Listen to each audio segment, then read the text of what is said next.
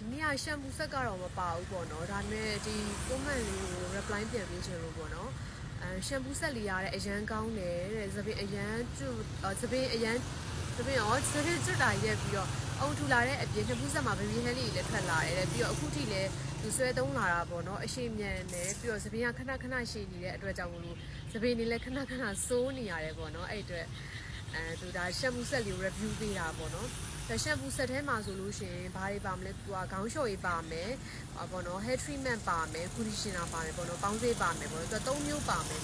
အဲ့တစ်ဆက်ကို3ပေးရုံနဲ့သူကလုံလောက်တယ်ပေါ့နော်အကေကတက်နိုင်တယ်ဆိုလို့ရှိရင်တော့ hair tonic လေးကိုပါထည့်ပြီးတော့တွဲသုံးတယ်အဲ့ဒါဆိုလို့ရှိရင်လုံးဝ perfect ဖြစ်သွားပြီသပင်အရန်ကျွတ်တဲ့သူတွေဆိုလို့ရှိရင်သပင်ခဏခဏဆိုးပြီးတော့ပေါ့နော်သပင်ဖြောင်းတာတွေကောက်တာတွေခဏခဏလုပ်ပြီးတော့သပင်သားက6ပိတ်ပြီးပျက်စီးတန်းတန်းနေတဲ့သပင်တွေဆိုလို့ရှိရင်ရှမ်ပူဆက်တစ်ဆက်သုံးမယ်ပြီးလို့ရှိရင် hair tonic ပါတွဲသုံးတယ်အဲ့ဒါဆိုလို့ရှိရင်လုံးဝ perfect ဖြစ်သွားပြီเนาะ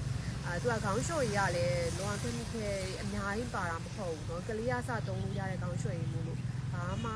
ပြဿနာမရှိဘူးလို့ရှိရင် FDA လည်းရပြီးသားဖြစ်တဲ့အတွက်ကြောင့်မလို့စိတ်ချလက်ချနဲ့သုံးလို့ရတယ်เนาะကိုက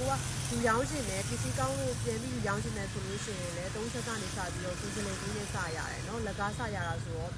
3ဆက်မျိုးနဲ့ပေါ့နော်လက်ကားကြီးနဲ့စရတယ်ပြန်ရောင်းလို့ရပါတယ်เนาะမျိုးကတော့ကြောက်စဲကြီးစလေကမန်လေးဆိုရင်တော့နေချင်းရတယ်เนาะ